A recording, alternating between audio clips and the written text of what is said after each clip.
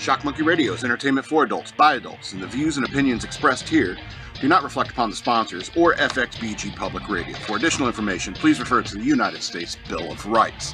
Stand warned. Trying to plug in. Alright, USB. Alrighty. I don't know about you guys, but I'm happy today. Are you happy today? I'm content. I'm happy. It's summertime. It's going to get hot in the studio, I know, but it's summertime, and living is easy. You know, I got great family. I got great friends. I'm living the dream, doing my show. I never thought I'd have this much creative control over my show. But here I am, living the dream. And you got to find contentment in life. You got to find those days that you're happy and say, hey, today I'm happy.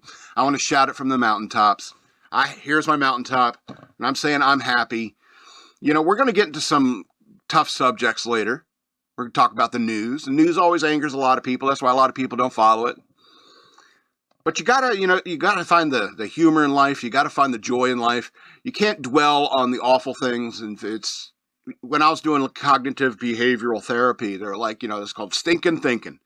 And just thinking about the bad stuff all the time. It's like, I read the news. I watch heavy movies with gore. And I like to think about deeper things.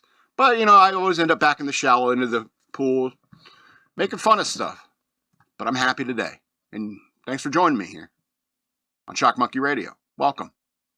I'm the Madman, your host. I want to remind you that I have a Patreon. Go to patreon.com/shockmonkeyradio. Become a patron today. I would appreciate it. Or you can send me money through Cash App. Use the hashtag shockmonkeyradio, all one word. I would appreciate that as well. You can also follow me on social media over there. The last week we talked about a Golden Corral story. And I was thinking about Golden Corral and Navy Navy chow lines. Because, particularly on base, every single Navy galley had a salad bar. And I always hit that up. I always hit up a salad bar. Even if it's a Golden Corral, even when I was in the Navy. Because you go to a restaurant and you order a salad, there's stuff that, will come automatically in the salad. And I don't want to get into this conversation. It's like, okay, I want a salad. But what do you put in your salad? No, the cabbage. No, you can forget about the cabbage. I just want lettuce, cucumbers, and do you have sunflower seed kernels and French dressing? And I'm happy because I don't like tomatoes. I don't like onions. Onions. Who puts onions in salads? You're a crazy person. Onions have no business. Anyway, the point is that I like salad bars, and I just don't come across them much anymore. But when I was in the Navy, I'd always hit up those salad bars. Because I don't want to get into a conversation about, well, why don't you like tomatoes? What, are you too good for tomatoes? I don't want to get into that conversation. I don't even want to get into an argument about dressing. And you'd get into an argument about dressing at a salad bar sometimes, And, I'll be sitting there, put my French dressing on my salad. Somebody goes for the Thousand Island. It's like, what are you doing? And it's like, I'm putting Thousand Island dressing on. What? And it's like, why don't you just get some ketchup and mustard and mayonnaise and relish. Put that on your salad, like a cheeseburger. And they're like, what are you talking about? It's like, that's what Thousand Island dressing is. What are you doing? That's insane. And don't eat ranch dressing. Ranch dressing is for children to dip chicken nuggets into. Don't get ranch dressing. What's wrong with you? Italian's good, but Italian is always better on a sandwich. Italian dressing is better on a sandwich than it is on a salad. All right? And if you're up there at the salad bar and you're doing this rant, you're ranting about dressing and stuff like that, no one's going to come up to the salad bar and get all the cucumbers. Nobody goes to the salad bar when I'm up there ranting. I can rant about anything. You get me going on salad dressing? What's your favorite salad dressing, EK? You have a favorite? I like honey mustard. Honey mustard. Honey mustard is for adults to dip chicken nuggets into. I don't like to dip. That's because you're a child. What do you dip your nuggets in? Buffalo sauce. Buffalo sauce, okay. I'm sorry. Did you want to use a salad bar? See? Now you don't want a salad. Because I'm up here ranting at the salad bar. Now, this is what you do. The salad bar is good for the dressings. The rest of it is just burger toppings. I don't know. It's people are like, you eat salads? It's like, yeah, I used to eat salads all the time in the Navy. And when salad bars are accessible, I'll eat salad. I don't know. Good times thinking about salad. Well, that note didn't really pay off like I thought it would. I mean, I don't know. Yeah, weird. I drink frequently. I don't know if you know that. And writing shows up. It's like sometimes I find out like I made a comment on a YouTube video last night. Like I wonder if I should hold this story. Yeah, I'll hold the story for later. Anyway. Yeah. I saw a sign in my I think my lab assistant put a sign in my lab to mess with me. You have that picture? Did I send it to you? First of all, it's my lab. All right. You have to ask me before you put up any sign in my lab.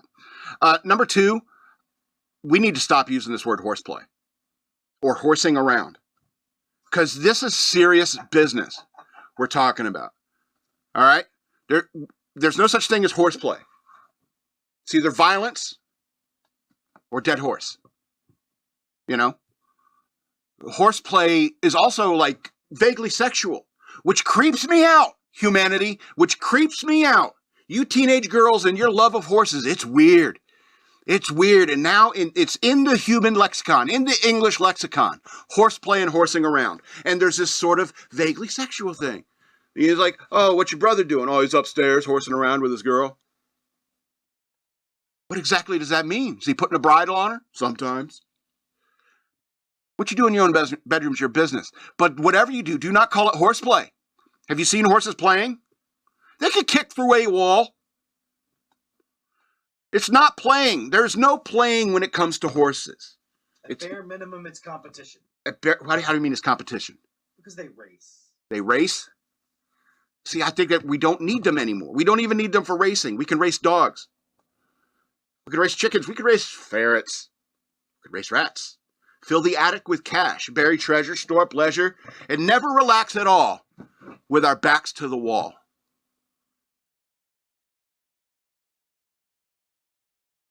This show's going really weird. I'm sorry. I'm sorry. Okay.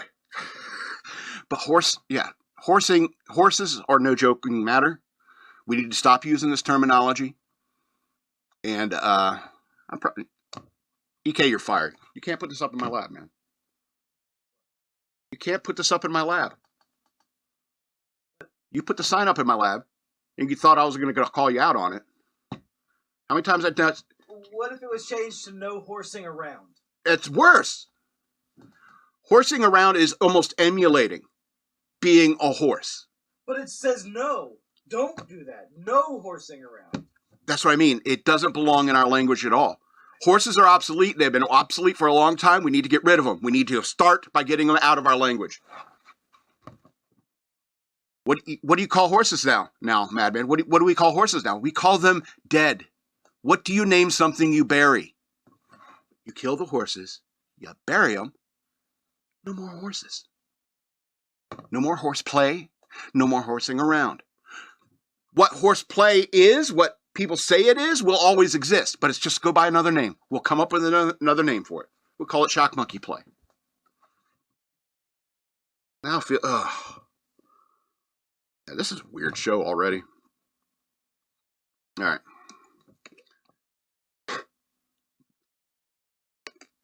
It's a weird angle throwing you people off. Camera's moved. Some people hate that. They're like, too many people are on Spectrum. They're like, the camera's different every time. It's like, what's wrong with you? Why do you care about that kind of stuff? The camera's different every time because there's multiple people in the studio. Yeah, you know, this is a modular studio. There's different shows that come in here. Hey, stuff gets moved around. A lot. Yeah, you crybabies. You fictional people in my head. Who are constantly complaining about the camera. It's my OCD issue. When I watch the show, I'm like, why does the camera keep moving around? It's pissing me off. There's got to be some other OCD person out there watching my show that's like, how come the camera keeps moving? I'm like, no, it's my hang-up. And I projected it onto a person that doesn't exist, that I invented, basically. What happens to those people that you make up? Oh, I saw Inside Out Maybe that's what happens to them. I don't. You see, I didn't even watch the first one. Don't want to watch it because I'm not a. I'm an I adult. have kids. I know. I was going to say I'm not a parent. That's not what you were going to say. Yes, it was. Yes, it was. Anyway, I'm going to go to this next subject. See if I can't get through this without being weird. So I watched X-Men Days of Future Past last night. And I woke up this morning and I'd apparently done this really long rant about one particular scene in this movie, which is something that happens to me when I have some drinks and get people commenting on my comment. And the scene was, there's a scene where Magneto comes to Charles, right? He's on a plane and he's got a chess set, right? And he has the chess set all set up and he carries it on the plane across the plane to sit down in front of Charles and say, hey, Charles, let's play some chess like we used to back in the old days. And I got so mad at seeing that. Why? Why would you set up the chess set before you picked it up and on a plane and walked it over to Charles was? Why don't you take the chess set to where Charles is and set it up there? It was a flex. It's a magnetic chess set. No, it wasn't. With bullets. No, it wasn't. It was like stone. It was a stone chess set. So no Magneto powers involved. Plus, he's on an aluminum tube in the sky. His power should be off. Period. If you know that about Magneto, it's a pain in the ass if that guy flies with you. Turn your powers off, dude. Everything's going wonky. I think it implied there were hidden magnets in the chest. I don't think so. I don't think it was. The scene takes place in 1973. All right. In the 80s, I had a little pegboard chess set. That's the kind of technology that was available. So that's what the whole rant was about the kind of chess sets that I had when I was flying on planes in the 80s and 90s. That's what this whole rant was about. All right. And it reminded me of back when I was a Gamemaster on a plane. That sounds awesome. It was awesome. It was back when we were, I was playing mostly DC Heroes game, which is terrible. It's terrible. We play the Palladium series, Heroes Unlimited now. But I got in a conversation with some people I was traveling with about this game. And it was like, tell me more about that game. And people are overhearing the conversation in our group. We're all seated next to each other. And they're like, well, how do you play? And I was like, oh, you got to get some paper and some pens and some dice. And the guy's like, well, I got a notebook. I got some pencils and pens. And me, being the nerd I am, is like, I just so happen to have a chance cube here. My little pouch, I had my pouch of dice with me. So we all took turns, like, rolling up characters from memory. I'm trying to, doing the characters from memory. And they're making characters. It was, a 6-hour flight, Puerto Rico, I think it was. I was going to. Part of a church group. And we played a game. They wanted to play when we were there. We were down there to, build houses for poor people. That's what our church was doing. And so, in the evenings, they'd come and they'd ask more questions about it. And I remember being, so mad about leaving my book behind. I said, why didn't I bring my book? I'm such an idiot. That's not the first time that happened. I did that once at another time. The same thing. It was called World Changers. I was part of back then. It was another group, but it was like a D&D kind of game where guys that were working with us brought their D&D books, and I played there. But being a game master on a plane, and I'm just thinking about it because I saw a clip of unruly woman gets thrown off a plane, and all the stuff that people have nowadays on a plane. It was back then, we didn't have those screens. In front of us. We didn't a personalized movie piped in directly to you. Yeah, there was no in-flight movie. It was that stoic man meme where it's you take a plane ride, you stay awake, face forward, seat straight up, staring forward in silence for the entire plane ride. That's what a man does. That's ridiculous. Bring your Gamemaster books. Bring your dice. Change it up. And I remember, it's even when we were playing this game, there's a guy sitting in front of us who wasn't part of our group, and he was like, hey, can I get a piece of paper? Can I do it? Can I borrow the dice? I want to jump in on this. Because it was a boring plane ride, We all didn't have cell phones. Didn't have the smartphones. It was conversations. It was just a different time flying back in those days. And I guess, you could probably do it today. It just can't be Spirit Airlines or anything. What's that, JetBlue? What are the ones that are always in the news? You know what I mean? I think people are too insular like that. It's just I want to get in my little tunnel on my plane, watch my movie, not interact with anyone. And I understand, people are a pain in the butt. But I don't know. I keep thinking of like how weird it is, how much more social I am than I ever thought. Where I'm like, hey guys, how come you're not talking to each other more? Me. And people who knew me is like, man, shut up. I am so sick of hearing you talk about this. I'm that guy. And people are like, he's like, ugh. Hey, get to know your friends. Get to know the people around you on your plane and play a role-playing game with them. Like the old days. Yeah, I don't know. It's just a weird day. It's a weird day. It's the heat, maybe. Think it's the heat? Yeah, you turned off the fan and it's whoo! Whoo! That girl, Lilly, the N-word girl, she liked my comment earlier. She is hotter than this summer is. She's just hotter than this studio right now. It's funny. Do you know who I'm talking about? She went viral. She went viral. Yeah. Because she said the N-word. And I was thinking, like, it's so simple. Why didn't I think of that? I think she went viral because she didn't use it in a way that was negative, I guess. Yeah, it was created the argument of, is this okay? It is okay. I think it's because she's pretty. I think that's the issue. If I had said it, people would just they would cancel me, and nobody, I would never go viral because I'm not pretty. I get it. I'm a white male. There's a whole big section of YouTube channels that are shadow banned in the algorithm. I can fall in that category. Well, I'm glad the camera's not too close. I'm spitting everywhere. This is a really weird show. But I commented on her video earlier, and she's like, she liked it. So move over, Rebecca Felgate. I got a new crush, new main squeeze. And now I'm going to get a cease and desist from her too. Just kidding. Just kidding. Wouldn't that be funny though? If Rebecca Felgate's paperwork finally gets here today, right? She's like, I get a cease and desist for Rebecca Felgate for stuff that happened 10 years ago. Here's the thing though. In order for you to get a cease and desist, a couple things would have to happen. Number one, she would have to be aware of your content, right? And have watched enough of it to see the number of references. All right. Well. And then also have to be unhinged enough to believe it was reality. Are you saying I'm unhinged?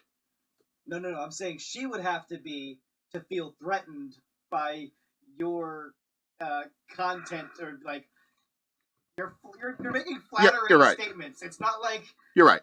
You're right the first time. I am unhinged. All right. Wow, 219. Let's go through the movies quickly, okay? I do want to talk about them.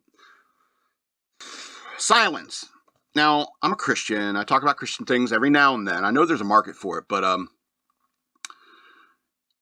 when I saw the people who were in this movie, I was like, oh, cool. Spider-Man, Kylo Ren, and Ra's al Ghul. There's some crazy crossover happening, But no, I was very disappointed. It is not some sort of sci-fi epic crossover where Marvel, DC, and Star Wars universe comes together.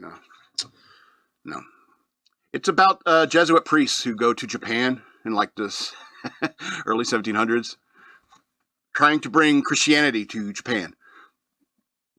And it'll shake your faith just watching the movie. I couldn't imagine what it was like to be one of these priests trying to bring Christianity to a nation as insular as Japan. Japan is the reason why it's so romanticized in world culture, Japanese culture, is because of how insular and how they protected their culture from the rest of the world. That's why samurais are cool, and that's why ninjas are cool. It's because Japan was like that. And if you remember, during the 1400s, it was 1500s or so, when the Portuguese discovered, quote unquote, Japan. They had they coming ashore. They got the cross in front of them. They got guns, muskets, And they come in there and they're like, oh, we got a bunch of stuff that we could sell you. And they're like, we got silver really cheap. And they're like, no way. Well, let's buy a bunch of that. But at the same time, they're leading with the cross. You know, they're Christian, Portuguese are Christian, and they brought it with them. And so they'd leave priests behind and stuff like that. And eventually other nations found out about Japan, about the silver trade and all the spices, porcelain, and so forth. And so many more countries started sending people, and with them came priests. And these priests would try to try to convert people to Christianity in a Japanese nation. And it wasn't very easy. I forget what they're called, the daimyos or shoguns, the powers that be in Japan. You know, yeah, they show up with guns and stuff. These people are still fighting like with samurai battles and stuff like that, which is awesome, but lower tech, let's be honest. And so the government bodies, they don't like that these people are being converted to Christianity. And, being Catholics, they're taking confession and stuff like that. And they're trying to, because the Japanese have a real, they really, really like the iconography of Catholicism. They liked having like a rosary. They liked having like a crucifix. And that's just the nature of the Japanese people. But over time, there's this one scene where this guy keeps betraying the priest over and over again. And every time he does, he's like, will Jesus forgive me? Will Jesus forgive me? And that's the kind of thing that tested my faith watching this film. And the word silence refers to how alone these priests felt. They felt like God wasn't listening to them. And to the point where this is how I think they got Martin Scorsese to sign on, is that it almost makes it seem like God doesn't exist. And it's a heavy thought. And it's kind of interesting that, it would be priests that would have this kind of experience. But you got to understand the Jesuits, they were a little bit too outgoing. They're a little too Mormon, if you ask me. You know what I mean? It's like that dumbass that tried to get to North Sentinel Island to bring Christianity to them. It just won't work in some places.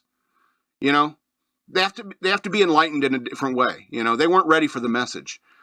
It could be argued that Japan is ready to hear the message today, but at the same time, some people just can't get it.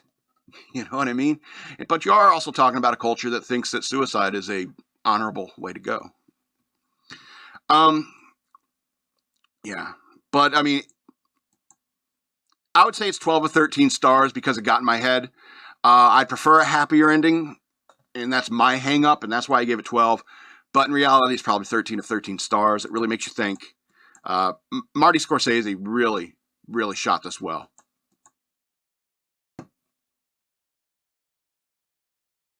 All right, let's start bringing it upbeat before we get into the news. Let's talk about The Cutter, an awesome 2005 Chuck Norris movie.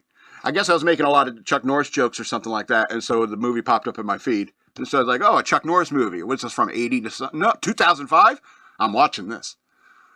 And I was incredibly shocked at how good the script is. It's an incredibly interesting story. All right, The Cutter refers to this diamond cutter who was a Jew in Auschwitz, who was being forced to cut diamonds for the Nazis, right? And he eventually got out of the camp and came to the U.S. to cut diamonds here. And so, but this guy steals the breastplate of Aaron, right? These archaeologists find the breastplate of Aaron. All right, look it up. It's a crazy, cool-looking thing from the Bible. And he wants this cutter to cut it in a specific way that he pioneered during his time at Auschwitz. And Chuck Norris is this guy he's a private investigator following the story, all these contacts and stuff like that. And on the way, having gunfights and martial arts slugfest with people. It's a Chuck Norris movie on top of a really interesting script. I don't know, maybe it's because I've seen enough Chuck Norris movies to say this is probably going to blow. And my expectations were low. But I was surprised at how good the script is, the writing for the script. And the action was excellent. And that last fight scene where he gets on the bus and it just sits down right next to him. Oh, like right across the aisle.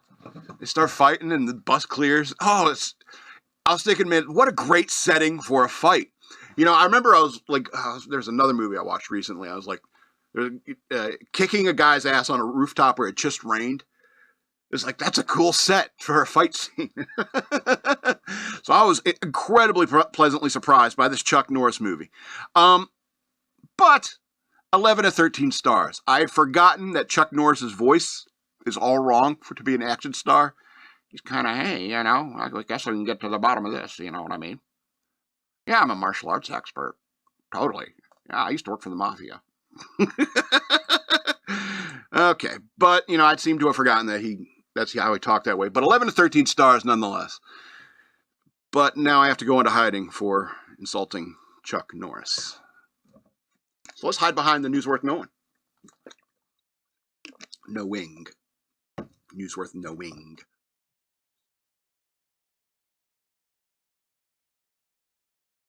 All right. May come down to the Supreme Court to save our nation. Supreme Court rules on challenge to Biden's admin's efforts to influence social media. All right. Supreme Court on Wednesday ruled in favor of the Biden administration. In favor of the Biden administration in a challenge that its alleged coordination with social media companies, saying that states who sued the administration lack standing. The case, Murphy versus Missouri, stems from a lawsuit brought by state attorneys general from Missouri and Louisiana that accused high-ranking government officials of working with giant social media companies under the guise of combating misinformation. That ultimately led to censoring speech on topics such as Hunter Biden's laptop, COVID-19 origins, and the efficacy of face masks. Justice Amy Coney Barrett, writing for the majority, said the plaintiffs lack standing to bring their challenge. Quote, the plaintiffs, without any concrete link between their injuries and the defendant's conduct, ask us to conduct a review of a years-long communication between dozens of federal officials across different agencies with different social media platforms about different topics. That's not vague at all. This court's stand-in doctrine prevents us from exercising such general legal oversight of the other branches of government. We therefore reverse the judgment of the Fifth Circuit and remand the case for further proceedings consistent with this opinion. The vote was 6-3, with Justice Samuel Alito dissenting, joined by Justice Clarence Thomas and Neil Gorsuch. My boys. The plaintiffs claim standing based upon direct censorship of their own speech as well as their right to listen to others who face social media censorship, Barrett wrote. Notably, both theories depend on the platform's actions, yet the plaintiffs do not seek to enjoin the platforms from restricting any posts or accounts. They seek to enjoin government agencies and officials from pressuring or encouraging the platforms to suppress protected speech in the future. She wrote, adding that the state's alleged injuries were one of the one-step removed anticipatory nature. In a July 4th court order last year, U.S. District Court Judge Terry A. Doty imposed the temporary injunction preventing White House and executive agency officials from meeting with tech companies about moderating content, arguing that such actions in the past were likely First Amendment violations. Quote, if the allegations made by plaintiffs are true, the present case arguably involves the most massive attack against free speech in the United States history, the injunction said. In their attempts to suppress alleged disinformation, the federal government, and particularly the defendants named here, are alleged to have blatantly ignored the First Amendment right to free speech. Justice Department has argued that a temporary ban would cause irreparable harm because it may prevent the federal government from working with social media companies on initiatives to prevent grave harm from the American people in our democratic process.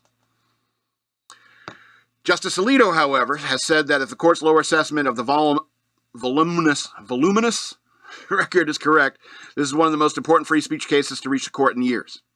For months, high-ranking government officials placed unrelenting pressure on Facebook to suppress Americans' free speech. Because the court justifiably refuses to address this serious threat to the First Amendment, I respectfully dissent. Barrett explained that the plaintiffs rely on allegations of the past government censorship as evidence of that future censorship is likely. But they fail, by and large, to link the past social media restrictions to the defendants' communications with the platforms. Thus, the events of the past do little to help any of the plaintiffs establish standing to seek an injunction to prevent future harms. These past and threatened future injuries are caused by a traceable to censorship that the officials coerced, and the injunctive relief she sought was an unavailable and suitable remedy. Alito countered, adding the evidence was more than sufficient to establish the plaintiff's standings to use, and consequently we are obligated to tackle free speech issue that the case presents. The court, however, shirks that duty and thus permits the successful campaign and coercion in this case stand as an attractive model for future officials who want to control what people say, hear, think. This is regrettable. That is regrettable, he said. He's salty, isn't he? And I understand why. I really do. Because I think it's obvious that, the social media companies, they silence dissenters to the whole Biden election. They, when crazy people like Donald Trump say, oh, the election was rigged, it's because it was more than just like at the ballot boxes. Yeah, there's some shady stuff that happened with the ballots and getting scanned in dark rooms in the middle of the night and so forth, and people voting from addresses that don't exist and so forth, people voting multiple times, and all these mail-in ballots, dead people voting. They also talk about, that's part of it. But the other part of it is the way that the media, conspired and, forbid, put a stranglehold around the freedom of speech during that time. So that if you're talking about Hunter Biden's laptop or Ashley Biden's diary, or anything like that, you got shut down. And the whole COVID thing, that was all sorts of crazy Gestapo stuff going on, talking about that. Oh, you can't talk to Joe Rogan's talking about ivermectin. Oh, we gotta silence them. If you're afraid to say something, you do not have freedom of speech. We do not have freedom of speech. And it's because of stuff like this. 6-3 decision. See, they were all over Amy Coney Barrett's case during her, interview or whatever. And she's one of you. The liberal turd. Anyway, let's go to the next one. See, I'm mad about it, and then I'll let it go. Just disappears like that. Like that just did. And now the news story's gone. It's gone forever. But it lives on the internet. So, New York GOP leader celebrates Bowman's double-digit defeat to pro-Israel Democrat. Good riddance, Jamal. So I don't know if you know about this guy, Jamal Bowman. He is, how do I put it?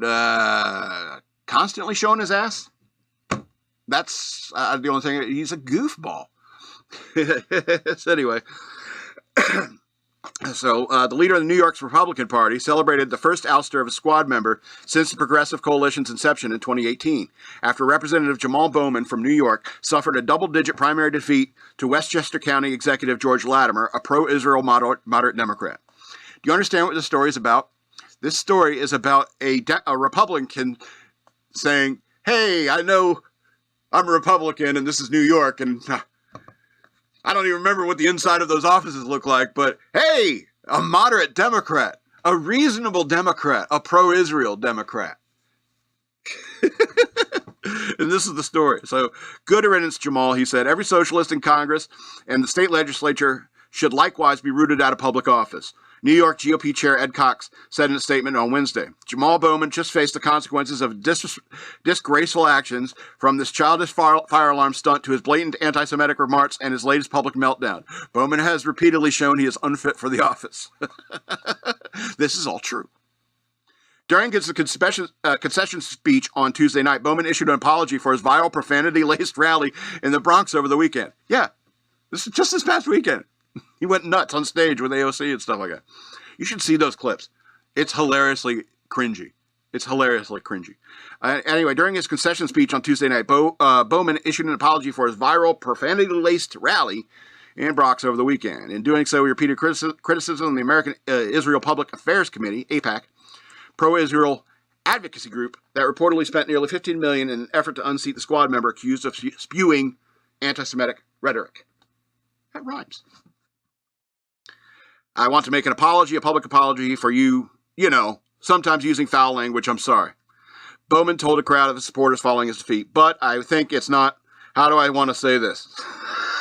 Oh, now you're thinking carefully about what you're saying. We should not be well-adjusted. We should not be well-adjusted to a sick society. We should be outraged.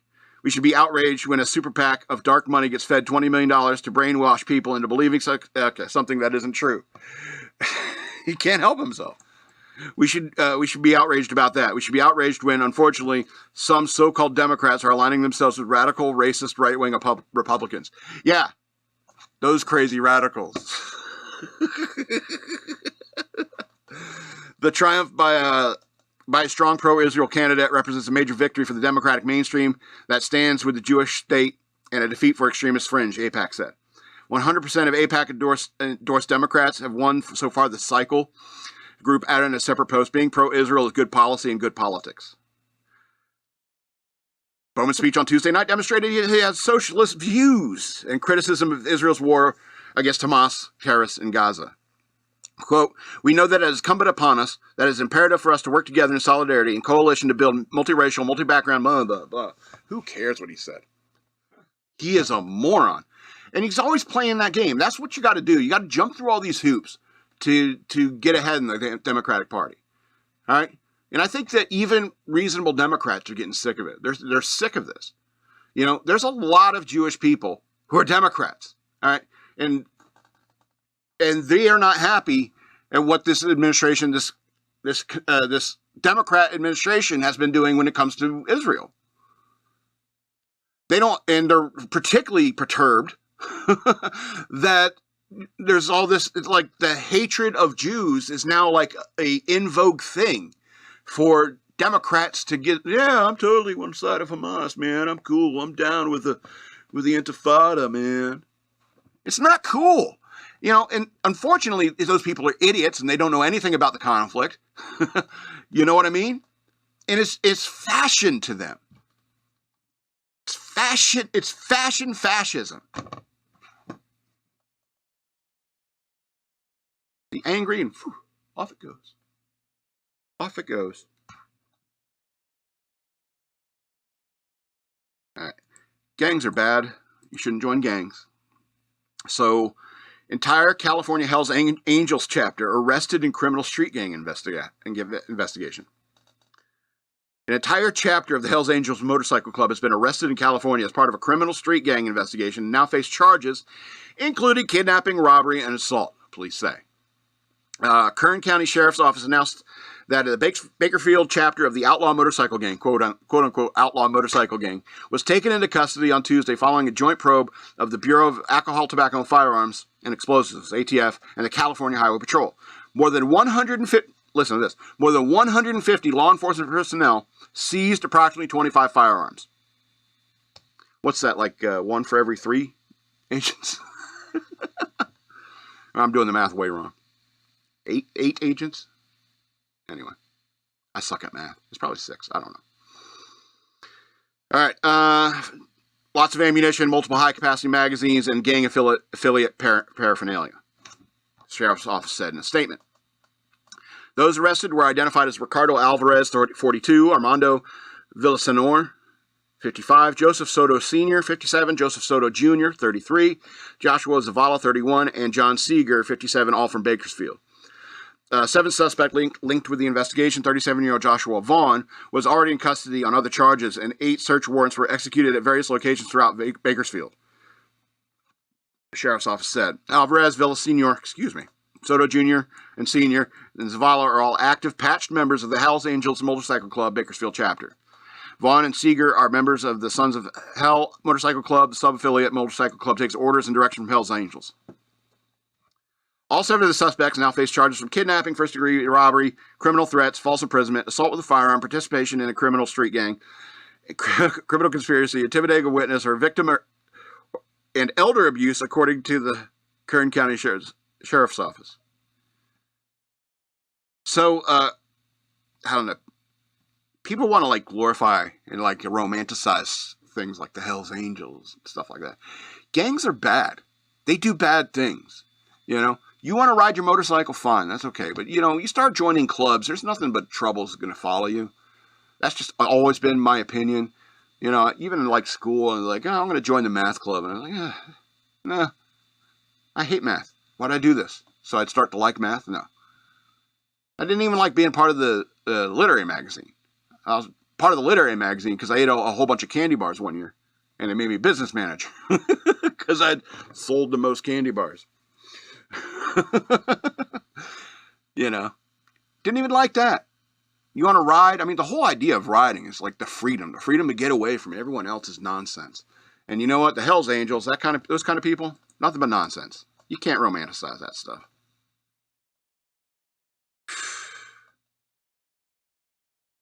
All right, let's go to this next story. Nearly half of American EV owners want to switch back to gas-powered vehicles, McKinsey data shows. A significant share of Americans who own electric vehicles have buyer's remorse, according to new data. McKinsey & Company's Mobility Consumer Pulse, for 2024, released this month, found that 46% of EV owners in the U.S. said they're very likely to switch back to owning a gas-powered vehicle in their next purchase. A high percentage of Americans who want to make a switch even surprised the consulting firm. Didn't expect that, the head of McKinsey's Center for Future Mobility, Philip Kampshoff, told Automotive News. I thought once an EV buyer, always an EV buyer. What? Why would you think that? In the poll of nearly 37,000 consumers worldwide,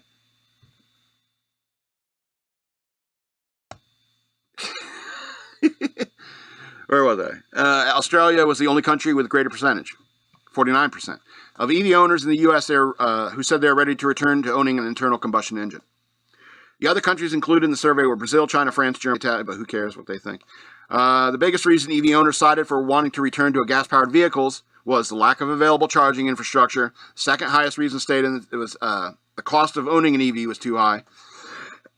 Nearly 1 in 3. 32% said driving patterns on long-distance trips were affected too much due to having an EV. Yes, the technology still isn't there. Every time I see one of these EVs on the road, I was like, what were you thinking? You know, even in a world where everyone had an EV, you know, the power grid would be strained to the max because we're not updating that. You're just inventing new things to plug into the power grid. All right. And then what happens if, I don't know, we don't have people to work at the power company anymore? The plants stop working. There's no electricity. And it's like, oh, nobody has vehicles anymore. And then you're going to be forced to use horses. And I can't abide by that. Get your gas-powered car. Get your internal combustion engine. If we have to return to horses, I'm going to be very upset, and I'm going to go real supervillain real quick. I understand you want to save the environment and stuff like that. I understand fossil fuels are bad. But it's unfortunately, do you see how fast race cars go? And how far they can go? Until battery-powered cars could do that, and you have plenty of docking stations in your home with spare batteries that you could swap out easily into the car, forget it. Forget it. The technology still isn't there. It's like saying, it's like, God help us if we have to go back to horse. God help us if we have to go to Jesus.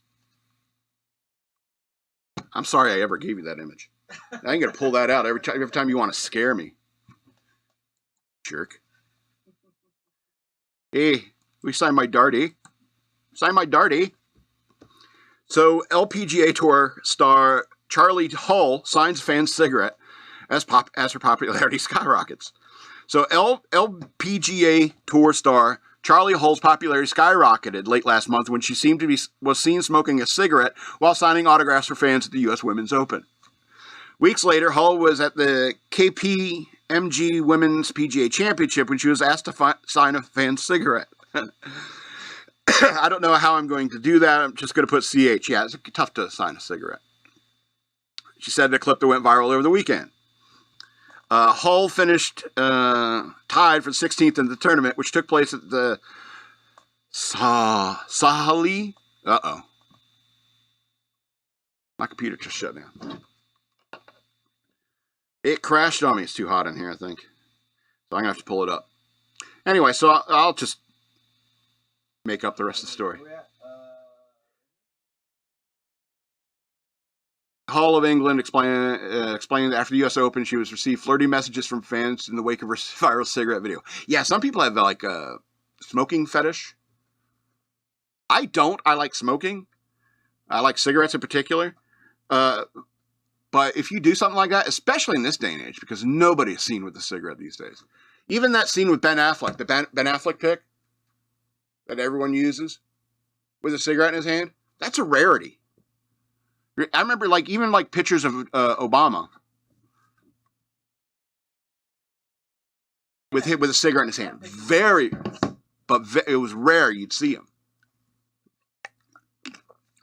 It was actually quite funny. All over a cigarette, I suppose, Hole told reporters in ValleyGolf.com. I was generally like walking to the range, had my hands full. Someone asked me for an autograph, and I'm not going to say no because I like signing autographs for them because they're LPGA golf fans. You have to acknowledge them. Yes, tell your friends.